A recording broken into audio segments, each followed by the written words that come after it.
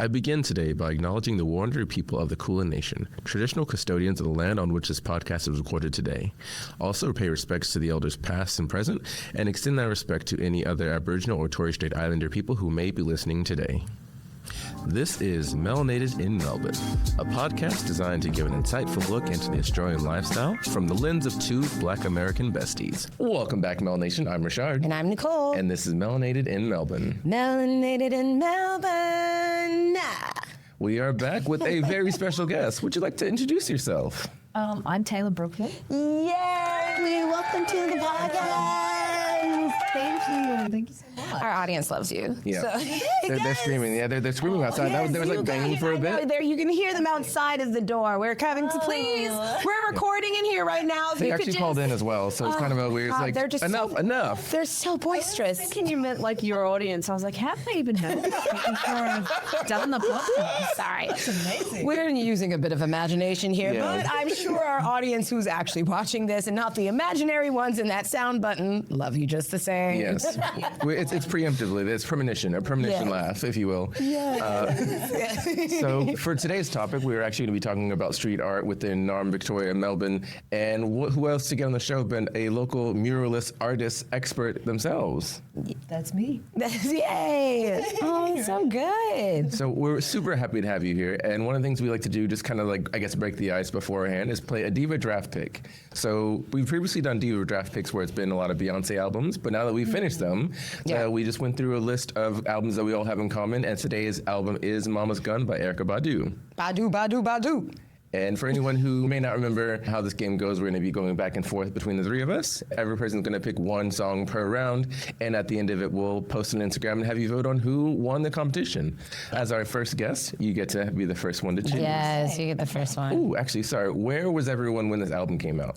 Or when you discovered the album? Yeah, I was definitely a child. Yeah. And I was definitely a child. I was definitely in elementary school. And I was saying this to you before. It's like thinking back to the 90s and like thinking of the songs that my parents would play in the song, like taking us on the way to school. We would always listen to like this black radio station. It would be the Tom Joyner Morning Show. And I remember them playing Erykah Badu's songs. And the first song I heard was You Better Call Tyrone.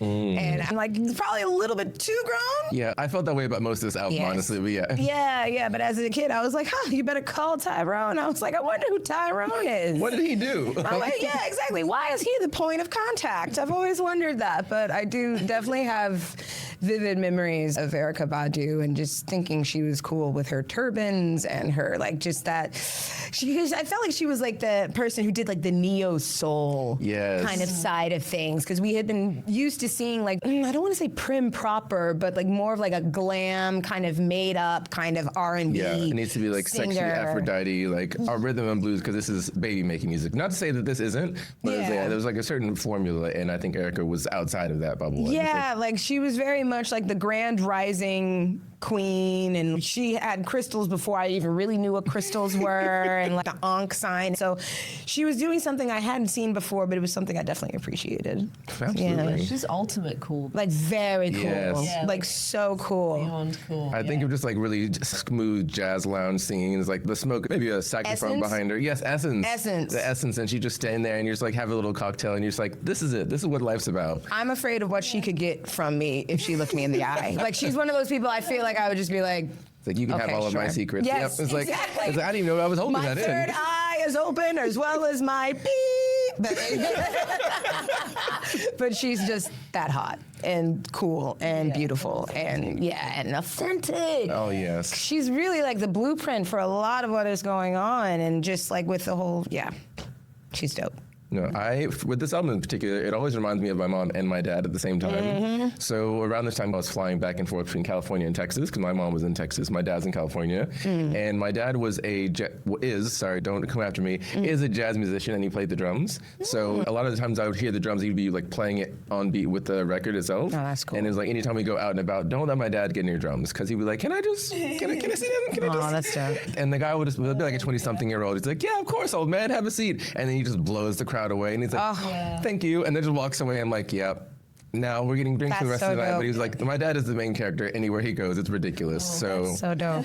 But yeah, this album in particular was always I want to do that with a kazoo. Sorry, I'm just having a vision of just being like that person of like a live band playing and being like, do you mind if I and with the kazoo right quick and just blow everybody away with the kazoo solo. I saw you as a triangles girl. I saw you as a triangles girl. I don't Triangle lie. as well. That'd be dope. Yeah, triangle solo. Yeah. I've seen that. Like I could just imagine it. Just be like, wow, she's good. Like, that would be And then you get so- signed for your record deal. like, holding the triangle with deep eye contact. A mess and a half. But yeah, so this album is absolutely fantastic. But yes, so Taylor, you were the first to choose. Which song would you like to pick? I'm gonna go with Times Are Wasted. Ooh, that was a very strong start. Yeah. There you I feel go. like this is definitely one of the early songs that I heard of hers. And I can't, I mean, I would have been like around 7 as well when the album came out. But I don't remember like an exact moment when it came into my life. It was just kind of like her music sort of Appeared. integrated slowly over time. And I was like, yeah, I know who she is. I know her music and stuff. I know her style. But I don't remember like a point when it hit me. Yeah. Good choice. I think I picked first in Beyonce last week. Oh, so I yes. think you get to pick. Oh, yes, of course. Yeah. And thank you. Yeah. So my first pick, like we said, we were all very young when this album came out, so it was always in the back of my mind. And I think I returned to it sometime a couple years ago, and a lot of the songs were like, oh, I did know that song. And then I realized how much of that album I knew, and I went to go buy it on vinyl. Because I bought a record player during lockdown, because like, oh, we can't go outside. May as well support artists in the one way they'll make money. So I was like, start buying a record player, and I got that album like, oh, yeah, this song is on this album, and this song will always get me no matter what, and it is Bag Lady. Oh my gosh. Okay, so I have to ask a clarifying question. The album version of Bag Lady or the radio edit of Bag Lady? So I have only been listening from the record player. What does the radio edit sound like? What's the difference? Oh, it's got that do do do do do do. It's like a. Oh, yes, yes, yes. I do know that. I'm going to have to. Bag Lady. Yeah, I'm taking the radio edit for sure. The radio edit Yeah. is very cool. Like, I mean, the album is very, it's like slow and it's sensual and you understand, like, it's just poetry in motion. And I see that woman. I can see her bags. Right. I can see her running for the bus. I can see the bus leaving her because I hate buses. Like I have a thing against buses. You may not know this. Like the buses are like I support public transportation because cars are just excessive, but buses will lie to your face and say the bus is 2 minutes away, and then you refresh the map. It's like it left 3 minutes ago. Like no, I've been here for 10 minutes. Yeah. I know you did not come here. What's happening? The bus gives me trust issues, but more than that, it can be a very dehumanizing experience. Running for a bus, Yeah. I don't think there's any. There's I no don't think I ever redemption. feel lower in my life than when I'm like running to catch the bus. Either that or chasing a ping pong ball. Those are those two moments where I'm just like, what am I even doing? Like, no one's ever looked good chasing the bus or chasing a ping pong It's ball. so embarrassing. That's why I just let it roll. I'm like, you know what? I don't want to play anymore. Like, I would rather miss the bus than run after it. Like, Yes. don't even. It will come back. Yes. It will come back. And if I'm that late, listen, I look good. I'm carrying stuff. I'm not risking it. I'm not running for that bus. You're just like, it wasn't like, that's like me being like, yes. It wasn't meant It to wasn't be. meant to be. The universe didn't want me to catch that bus. Perhaps it What else has. was meant to happen? Something else is meant to Absolutely. happen. Yes, that's what I love. I was going to say lying to myself like that, but no. We're going to say positive. Yeah. I love telling myself that. You're affirming it, Reframing. claiming it. Reframing, claiming, Yes. all of those very good things.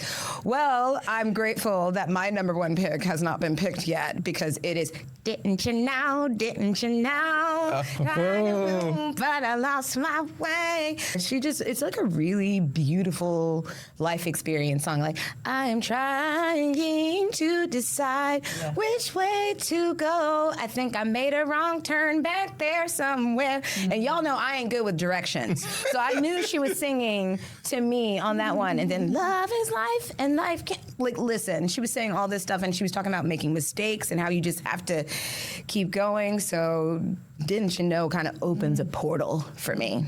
So I feel very, I'm grateful I got to pick it because that's why I was like, Yeah, I Yeah. love that track. oh man, it's such a jam. Such a jam. So, did you want to have a look at the album list because you actually took Taylor's second choice? So, did I? Did you want to have a look at the album to see if there's any other songs that pop in your mind? Like, I might know what they sound like, but I won't probably know their name. Yeah, that's okay. That's all right. It's very hard to know the songs by name. You just go by the feel. All good. I think. Oh, I'm not going to give you any hints because if you take mine, I'll be upset. And on?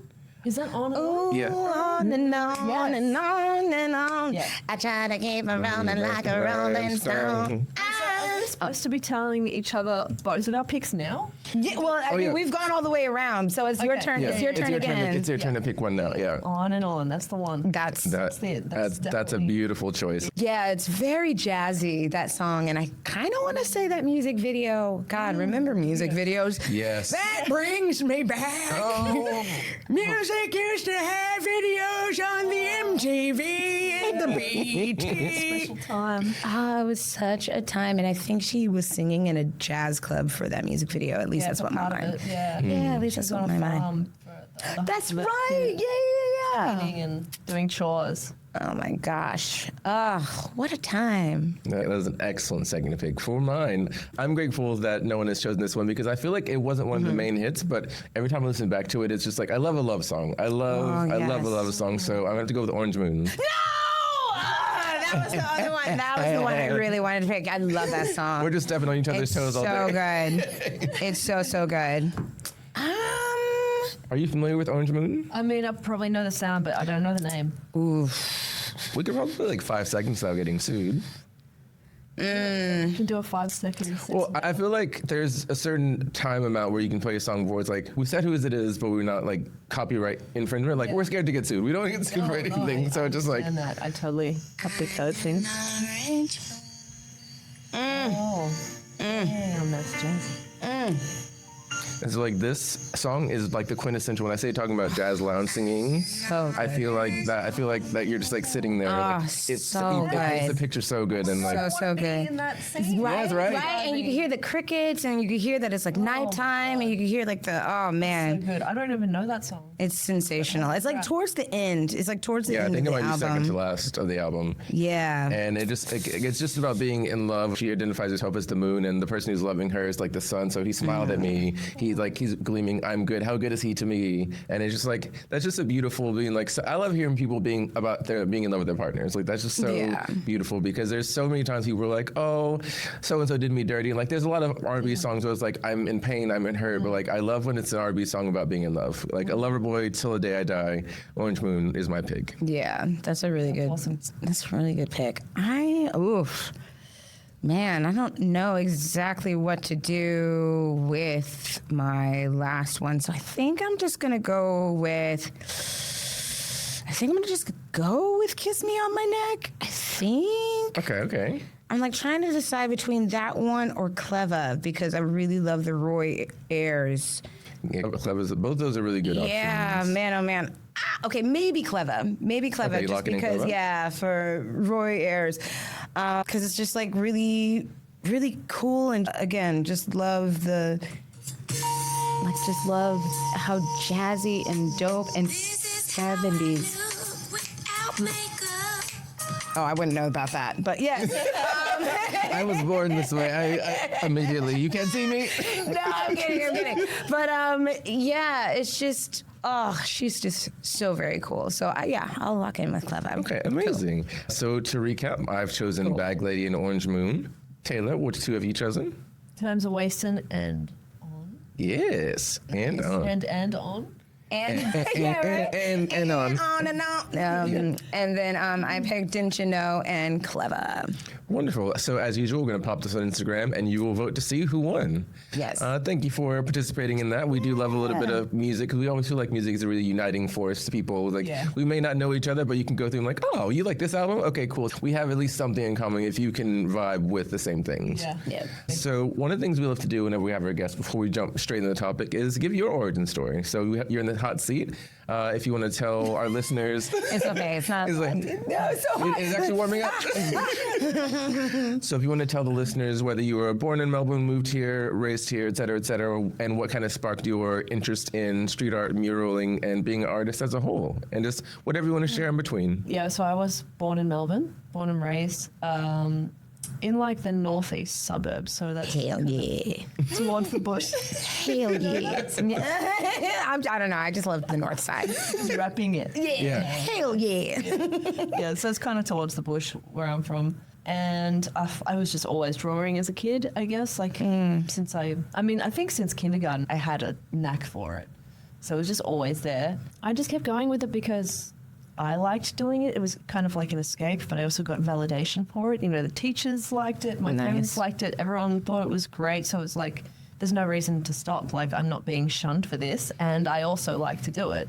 And I guess like every time I paint something, I'd feel like this, I'm getting to a new level with it. And so that would always keep motivating me to do another thing. Then I guess when I was like 13, I was like, I think I want to be an artist. Oh, That's that's when I so cool. sort of realized, not that I knew what I was getting myself into, but Still having that calling at 13 years old, that's so I cool. guess that was when I sort of realized that that would be my path. So I studied at high school, and then I studied visual arts after high school and illustration. And I think after illustration, people just started to say like, "Oh, your work would be so great on like on a big scale." I was like, "Oh yeah, that could be interesting." And then so I had a little exhibition, and I did a bigger piece in the exhibition. Oh, nice. And then I started dating a graffiti writer, which is. So what is a graffiti writer for the first, someone was born yesterday?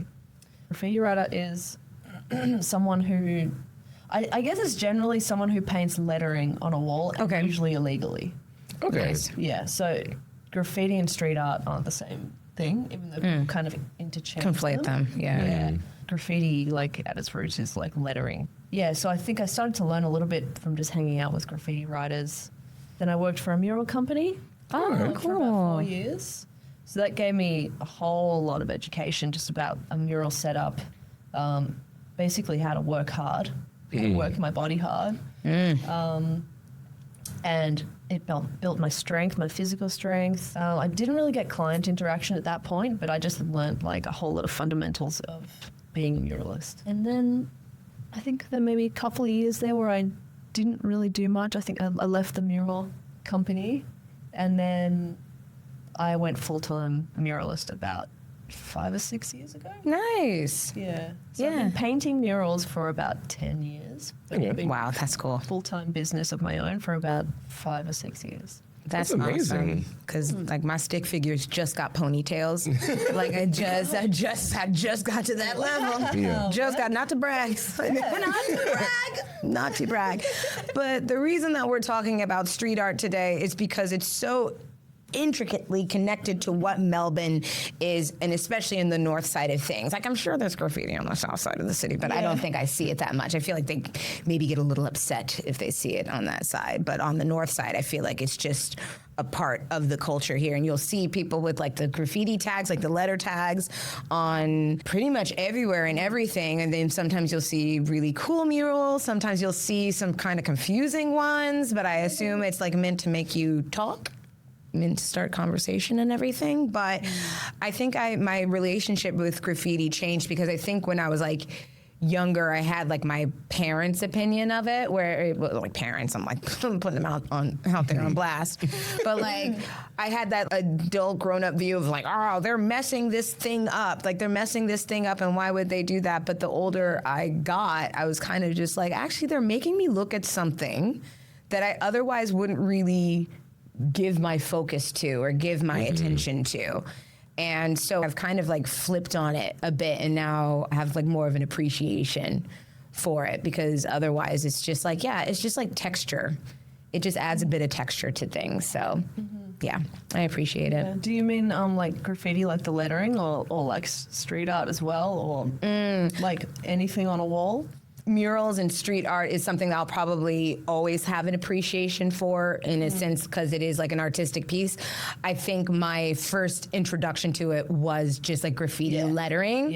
And and then like having a change with that, having a change of opinion with that. So I think it's cool. You mentioned that muraling and graffitiing are different things, and you said one is often illegal. What is the legal, I guess, route to? Is it just being commissioned to do the mural, or like what is the legal spaces of doing art, and when it becomes illegal? I mean, you can just do both at any time. You can do illegal stuff at any time. That's kind of just a free-for-all situation, as long as you can get away with it, I suppose. Legal stuff, I mean, there's a variety of ways to sort of make that happen. I mean, you can literally just go to someone's house and knock on their door and say, can I paint a wall? That's what people tend to do when they're sort of starting out and just want to build a folio. then there's council commissions, which is like a whole way more organised sort of situation where you're actually going to get paid for it. Yeah. Or anyone that commissions you, you could get like a private commission, or you could get like a small business or something.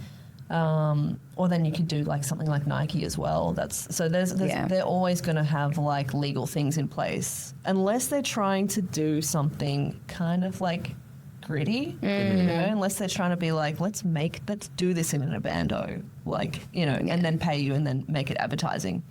Just like if they want to like really buy into the whole like underground kind of gritty nature of graffiti or whatever. Okay. Yeah, interesting. So would Hosier Lane, which is a laneway here in Melbourne, which is filled with like, I guess like street art, a bit of graffiti and stuff. But is that something that people would probably just do on a whim? Do you know? Yeah, I think so. I mean, there's very low stakes there. Like, I mean, it's legal for one. You can basically, it's legal. I mean, it would make sense because there's always something going on. Yeah, and new pieces and new things. And they literally advertise it. And like one of the publications, like, head to Hosier Lane. Like, there's almost always someone painting in there. Pretty much, and it's a free for all. Like, really, anyone can go in there and do anything. Should I? Yes. Do Put some watch ponytails. Yeah, put some paint. It's your calling card. Ariana Grande, and I'm like, no, it's me. But that actual lane, Hosier Lane, is a little bit. There's been some stuff going on with it the last few years. Ooh, tell us the tea.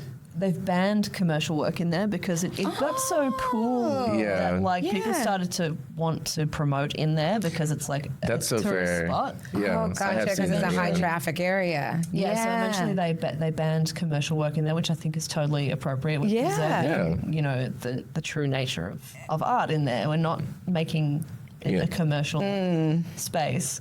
But also another thing that I think is interesting in that space is like there's been moments in time when people have like vandalized the work in there. Yeah. But it's like, what is this place for? Yeah, I was like, what? That was actually my next question. Is like, is there a protocol that someone follows? Like, is it like a piece is allowed to be there for a little bit of time and then it's a free for all, or is it as soon as it goes up on a wall, if somebody wants to kind of come in and do it, like go over top of something? it? I was thinking the same thing. It was like, that's so and so's piece. Like they're a legend. We lit up for a week. Another one. I mean, I think Hosier Lane has different sort of rules to like everywhere else on the street. Like, I think in Hosier, it could stay there for 5 minutes. It could stay there for 5 days. Mm-hmm. It's unlikely to stay there for 5 weeks. Yeah. But it's just like, I would go there with the knowledge that like it just has its own lifespan. I can't predict what's going to happen to it. You birthed it, and then whatever happens, it's now the world. Yeah. But a few years ago, there were some kids that went in there with what are they called? Like those big hose things, big like. Do you use them to put out fires? What are they called? Oh, okay. A fire hose? Yeah. Not a hose. Okay. Just like the canister thing. What is that? A fire hydrant? Fire extinguisher. Yeah. Full of paint. And they like just started painting all over all the walls, and people were like outraged by it because it's like you're destroying the art in here, like so disrespectful that you would come and destroy everyone's hard work and their art. But it's like they're doing art. It actually turned out that they were just filming it, doing a short film for something. Like there was just actually a little documentary thing. So it was creating art, and was the reaction a part of it as well? I don't think so. No, I don't think. Oh. No, I don't think so. I think it was just for whatever they were filming it for. But everyone sort of took it as a statement of we're destroying what's in here, and I think a lot of people tend to think that that's what graffiti is, like intentionally destroying something. Yeah, which sometimes it is. Sometimes it's not. Yeah. But I guess they sort of assumed that these kids had bad intentions by painting over other people's stuff. But I mean, there was another artist Doyle. Can't remember his whole name. But he painted the whole thing blue, like from top to bottom, the whole ground, the whole walls. Blue dabba dee. Yeah. Listen up, here's a story about a little guy that lives in a blue world. All right, we won't get Right, sued. that's what he wanted people to understand.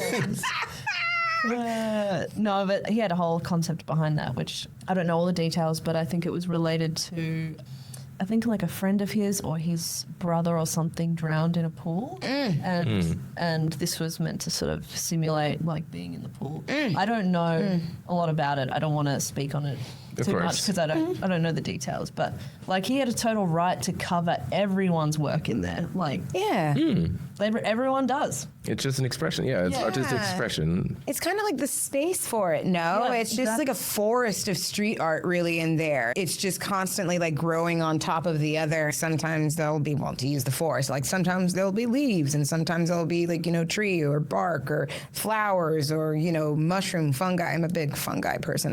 That's my favorite. It's kind of like all within this ecosystem of things. So it's not that somebody's trying to cover, I mean, like they are covering up something else, but I guess getting angry about it just doesn't really seem. It doesn't serve anything. Yeah, I'm not too sure if it really makes a lot of sense. Especially like street artists and graffiti writers getting angry about it because like they should know what it's about. It's like you're not new here. Like this is not you didn't. That wasn't a permanent fixture to the thing. So speaking of fixtures, one of the reasons that we wanted to have you for the show is in Collingwood there was this really big mural of I want to say like a blue girl and a raven in an alleyway. And I'd walked by it a billion times, and I saw a few more pieces, and then I kind of connected to you.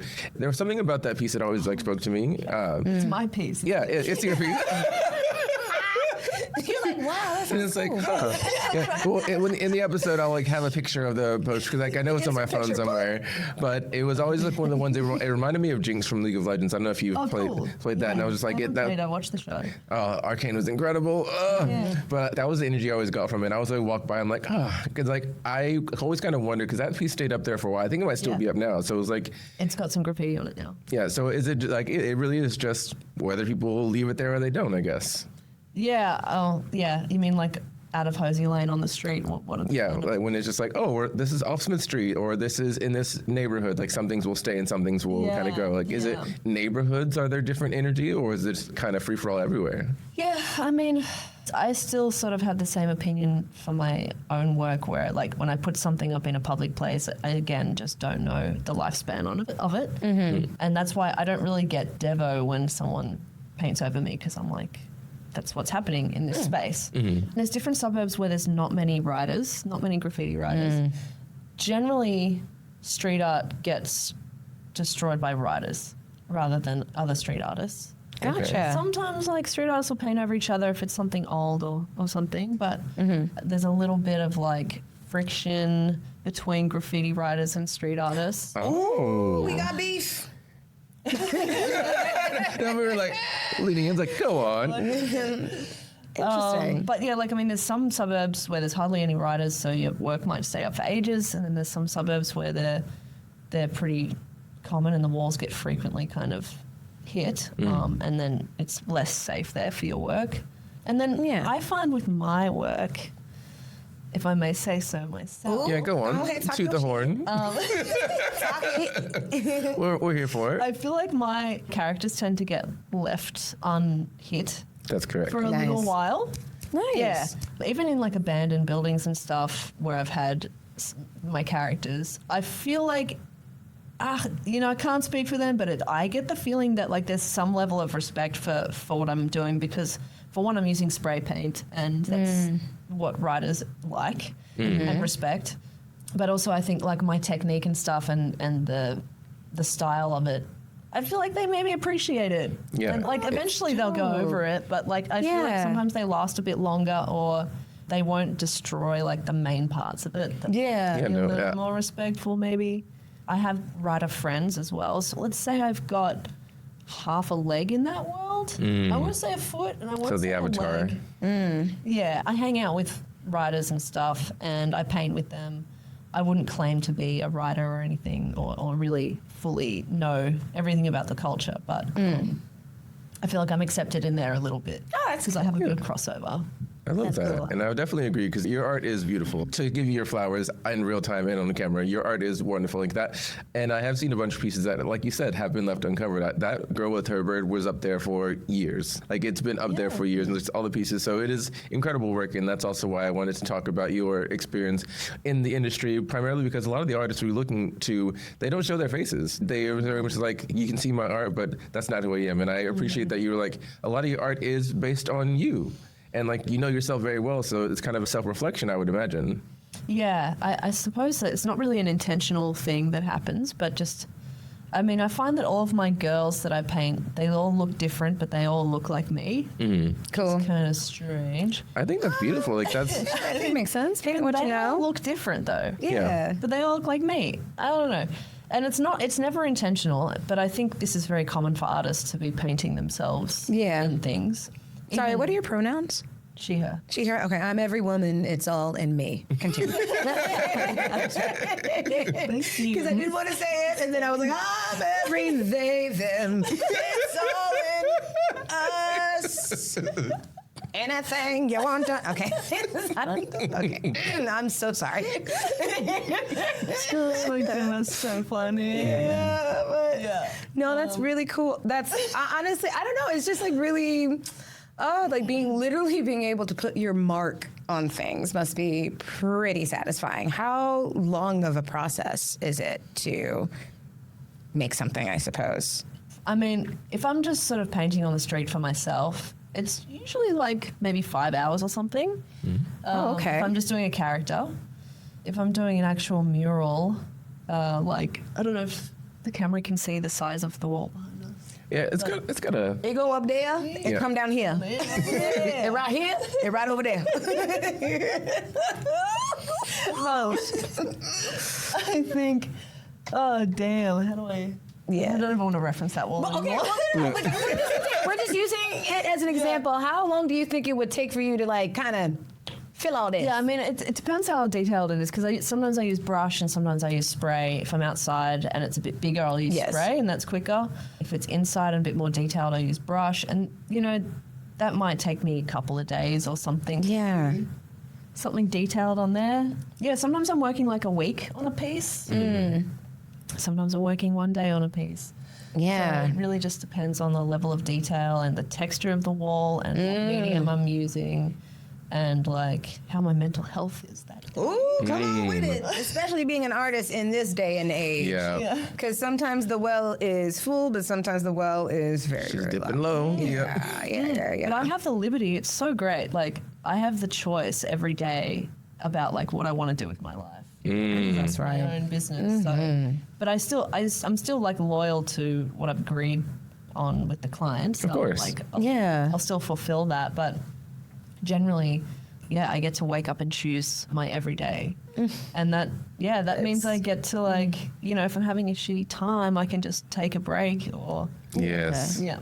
And then sometimes I have to take breaks that I don't want to take because there's no work coming. Yes, Yeah. we were discussing that off camera before of like how it feels like the year is still figuring itself Yeah. out. It does feel like that. It's just, I don't understand. And I'm still feeling Yeah. like it feels like it just started, but it Yeah. feels like Yeah, it's I'm kind of blinking. in a limbo kind of. Yeah. And I think it's like the hangover of that in-between snake and horse thing. Yes, honestly, I'm Yes, saying the because the new snores. year started like 3 weeks ago, technically. So it's like we're going off that calendar because I'm also still just like crawling to a start. I'm like, we're getting there, but at the same time, whoa, yeah, this week was wild. But I was actually very curious about the diversity within the street art field and the tagger field as well, where ethnic diversity, gender diversity, as opposed to the general population. Okay, well, I guess I'd just say generally like this, if I'm going to use all of those themes, a lot of straight white men. Yeah. I luckily can integrate with men quite well. So I feel like that's been part of what's made it a bit easier for me to be in the industry as well, is that I kind of bro out with graffiti writers and then they like want to paint with me. But there's a rising of women for sure, like in Melbourne, doing, I'd probably say more street art than graffiti. But there's enough now that we're realizing that we want to communicate and collaborate and stuff. And that, like, I've got a few girl chats now on Instagram. Love that. Yeah, Wait, sorry, you're going to hit the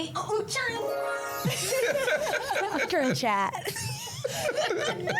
Yeah, because we're realizing how many of us there are, and that like this is maybe it feels like maybe the first time in history that there's been this many of us, and that like we have a strong force with it now. Yes. Our own version of how to do street art and how to manage our business, because I think we see it differently and we operate differently to how the men do.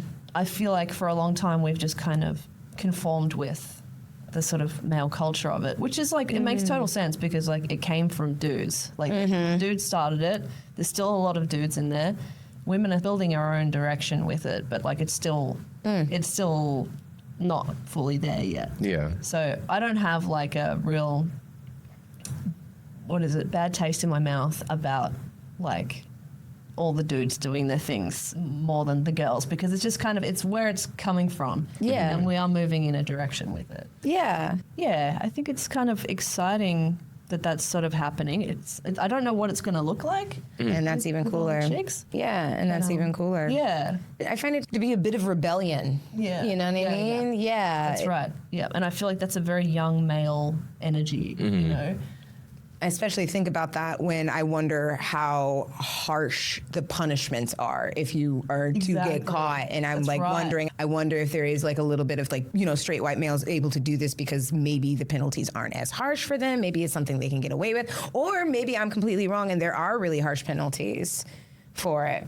I can't say I know a lot about the penalties, but I feel like, graffiti, like the culture of it is so heavily like young man energy. Like it's so teenage boy energy. Yeah. Like I'm sorry to say that. Like I don't want to be rude, but You're allowed to and have your that's opinions. why We're here for it's it. like it's just so like it's really competitive.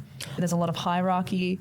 There's a lot of risk taking, and this is all like it's reminding me of like testosterone fueled young men who have a lot to prove, who are, maybe not very secure or like not emotionally developed yet. I'm so sorry. I feel really bad. No, I don't feel bad, but there's a specific artist that's coming to my mind, and I'm wondering if I mention them or if it's not a good idea to do it. So I'm like wondering, wondering about it because there is like a pretty prominent street art person who does like a lot of pop culture murals. They'll do like mashups. But sometimes I wonder about the art they're creating because they're like doing a lot of Elon Musk murals now and a lot of Drumpf murals as well, or like Jeff Bezos and stuff. And I'm like, are they making fun of this person? It doesn't feel like they're making fun. It kind of feels like they're glorifying what it is that they do. But this person is like prominent. They always tag their stuff. They always have their name written out next to their thing. So I know they're like really, really popular, but I'm like not really sure of what side they kind of like, or maybe they don't feel like they're on a side. Because when I think about like Banksy and what Banksy did with like Dismayland and the other artistic pieces that they've put into the world, it feels like it's coming from especially that one piece that they did recently with the judge beating down the protester in London. And they put that on a courthouse or something. Yeah. And the courts like got really upset about it and made them Wash it out. But then you can still see the imprint of it on the building, which is almost makes it even more powerful. Yeah. Almost makes it even more powerful. But I don't know who Banksy, nobody knows who Banksy is. Actually, he's here right now. Banksy. No, I'm kidding. That's just pounding on the glass. We don't necessarily know who this person is, but we kind of understand their reason for doing things. However, this person in Melbourne, I'm like, yeah, I don't get a lot of the stuff that they do, and I'm sorry that I'm being so cryptic. In Melbourne. I'm so curious. I thought I maybe knew who it was, but now I'm not sure. We can talk about it because they have a pretty prominent following and stuff. So I wouldn't want to like, get too mixy. Yeah, get too mixy with it because again, it's hard to tell what this person's intentions are other than seeming like they're a little red pill manosphere kind of thing. So, anywho. But actually, on that, I know you mentioned that there's kind of a hierarchy. Is there also, and you mentioned there's kind of like a girls' chat, like there's community building in that space, but would you say that that hierarchy works well with each other from what you can tell, or is it just kind of like this is what we do, and now I'm on top of you, not like helping each other climb the thing? With the guys and the girls, or just like? Both, like guys and the girls, and then them with each other and girls with each other as well. I feel like there's less hierarchy with the girls. I think like, from what I know about men and women. Men work more in hierarchies and women work more in networks. So if we're sort of part of the male culture of street art, I guess, and I think like the culture of street art sort of filtered down from graffiti. So there's still some elements of it, but it's not as strong in street art, like just hierarchy and all those things that I mentioned before are not as strong in actual street art. I feel like girls are probably a little bit more keen to help each other out, although I know lots of street art dudes who are very inclusive as well. It just like, I just feel like the closer you get to graffiti, the more it gets a little bit darker. Yeah. So there's kind of like, I guess, a bit of like a... Like the spectrum. Spectrum yeah. sort of like how much you're in graffiti and how much you're in street art. I feel a little bit bad. I don't want to totally exclude them from each other because there's some really nice graffiti writers. Of course, and this is all again. This is all your opinion, your perception. Yeah. By no means is like this is what it is. Everyone, take it to the bank. So, just sort of commenting generally on culture. I suppose, anyway. Yeah, I mean, I think like in my community, at least in the inner north, there's quite a lot of like helping each other. Hell yeah, inner north, NORF. Okay. Yeah, there's a lot of helping each other out. That's cool. And raising each other up and. Because we all know like what each other are going through as well, like having a business as an artist, that we have trials all the time. And so we can just relate to everything that each other are kind of going through. So yeah, there's like a lot of support with each other in that environment, men and women. Yeah, graph is like, I think they can support each other, but like it's a little bit more exclusive. Like, again, you've got to be like someone in the hierarchy that's like significant, I think, and then you can bring people up or people will prop you up more as a general thing. Yeah. Well, that's pretty cool. I almost wonder, it's like, is it hard to get paint? I know this is like a really tricky question because like I've gone into places before and they'll have like spray paint cans or like the pens or something like that, and then they want a lot of information if you're going to purchase this, because I guess I don't know. I'm like, are they tagging it? I'm like wondering what it is. Like there's this like one place in like Richmond. It's like this big blue warehouse thingy, and they're already selling like pretty like interesting things in there, but they have all like the graffiti stuff, but like the paints and stuff. It feels like, the way you're describing this makes it sound like a drug front. Well, it is a place of business, but it just like seemed like you had to almost like sign a waiver in order to like purchase paints and stuff like that. And I'm like, how you gonna get people caught up for paint? Yeah. That don't make no type of sense. That sounds suspicious. When I go to Bunnings, they're like, you want this one? Okay, cool. Yeah. That's really strange. Yeah. Like, and it's not like regular spray paint. It's like graffiti spray paint. It's like No, I mean like it must be regular spray paint. I'm like, Okay. I'm not in the scenes. I'm not in the scenes just yet. But watch out for a ponytail girl, because you're gonna be coming through. I was literally like, is there graffiti paint? It's like, is mayonnaise an instrument? And I was about to ask him like, what's the difference between those paints? I was like, completely just lost it. But it seemed like they were trying to like kind of almost, I don't know, like kind of build a thing where if you use these paints for like illegal activities, something can happen to you or something like that. It was very... They're tracking your paint? Like, that's the thing. That's the thing that I was like very, very confused about. Oh. Well, I'm gonna have to do an expose on this place. We Hopefully need to a follow up. business. Put on a mustache. Yeah. I'm not ponytail, girl. Little trench coat and be like, hey, I like to buy some paint, please. This is my disguise in case if you're just listening.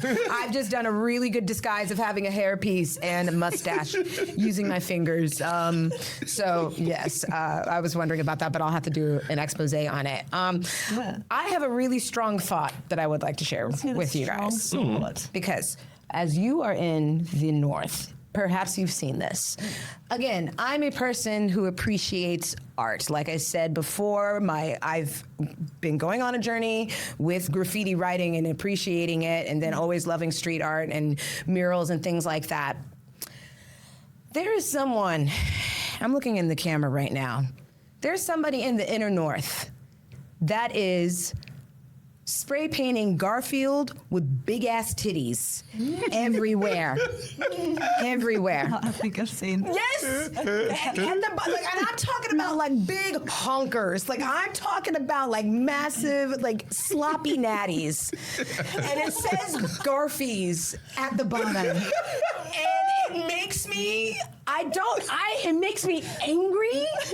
I don't know, I'm trying to be progressive, but every single time I see this Garfield and it's got that little Mondays, like that kind of face with these huge hooters, and it confuses me. Is it you? I can't, even if it was me, I couldn't tell it.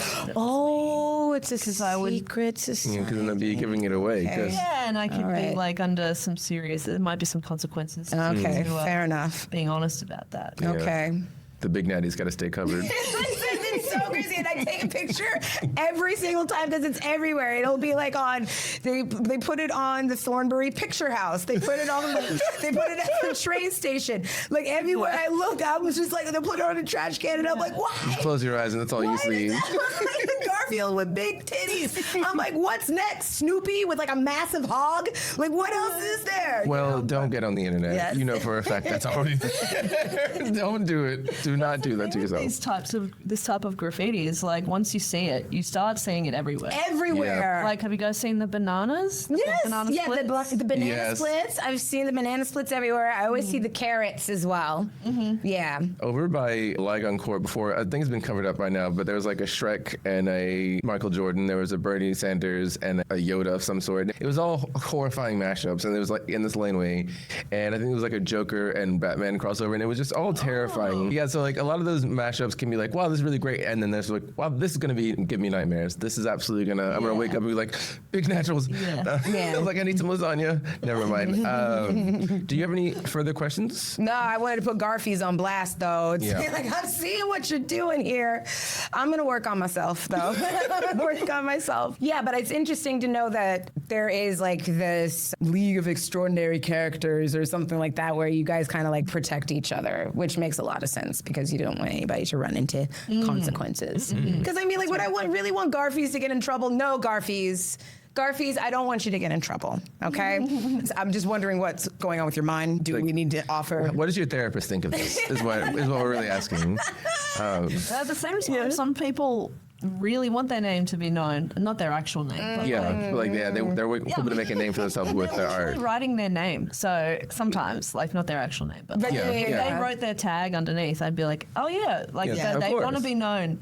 But this person obviously isn't. Well, I guess they're writing Garfies. They're writing Garfield. I don't know if that's their tag or if it just goes. With Yeah, I hope That'd we be can very limiting. That'd be please so put a limiting. picture. Yeah, we're gonna have to show an example in this one because I've taken so many pictures of it. Every time I turn around, it's Just staring you in the Garfies. face. Yeah. Cool, you should make a book.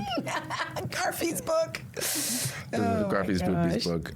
But one of the things we love to do whenever we have artists on the show is give yourself the opportunity to talk your shit and be like, I've got this coming up, or I'm accepting commissions, or basically just brag about yourself to our listeners who are, a lot of this may be the first time interacting with you.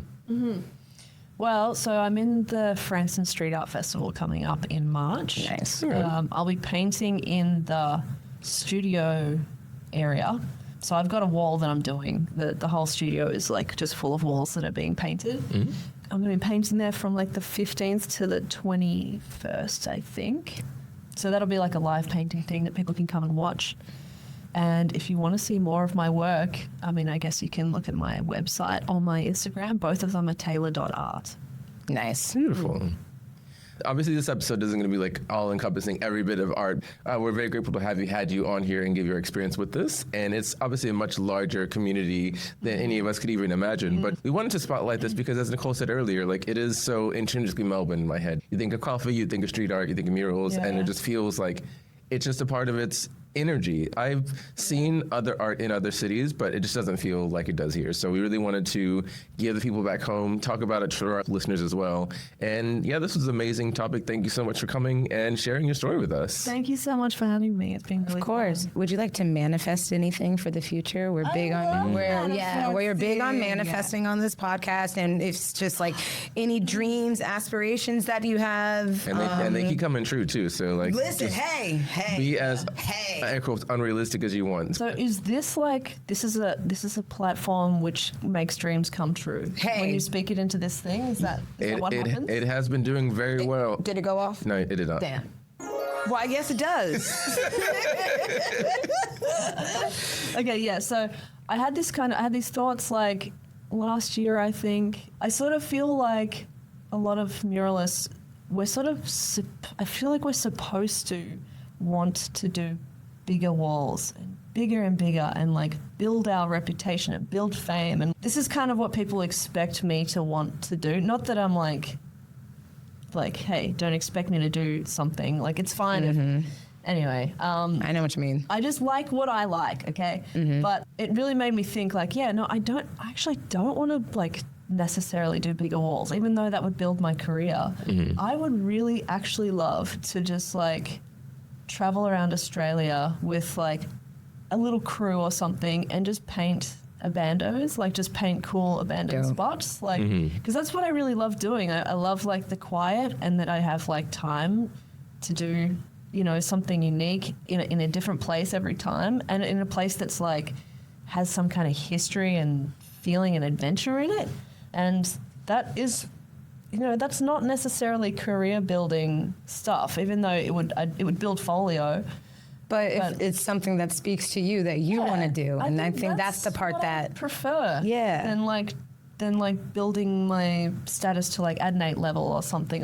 Not that I wouldn't like that, because I'm sure he's doing well with money and he's working a lot, so that's cool. But yeah, it doesn't like make my heart sing. Yeah. So we only have one life, so I would like some kind of way to support that project. It'll be great to get paint sponsorship and to have a few people that want to do that. Yeah, so that would be a nice thing. I'd like that. That'd be so dope, because I think it's really cool that you incorporate abandoned places that have already kind of been, well, forgotten by society, and therefore it's just crumbling in on itself. And then you putting your art there kind of gives it new life, purpose, and just like just putting something beautiful there as well. Yeah, I think that's really amazing. Yeah, thank you. Yeah, no stress. Super fun. Yeah, that'd be dope. If anything, if you're an artist, I hope that if you're in slow periods, like we've expressed here before, that you're just taking your time to just recover and be gentle with yourself and be kind with yourself, because it's really hard to create from a place of panic. It's really hard to create from a place of panic and or shame of being like, I should be doing this, I should be doing that. Just like, be easy on yourself, man. We're out here just trying to survive, okay? So be easy on yourself, be easy on your art. Yeah, that's all I gotta say. That's beautifully said, and a wonderful place for us to wrap. So until next time, I'm Ri'chard. And I'm Nicole. And this has been Melanated in Melbourne. See ya! This has been Melanated in Melbourne, a podcast that analyzes the Australian lifestyle from the lens of two Black American besties. Visit us at melanatedinmelbourne.com or follow us on Instagram to send us your comments or questions. Thank you for listening.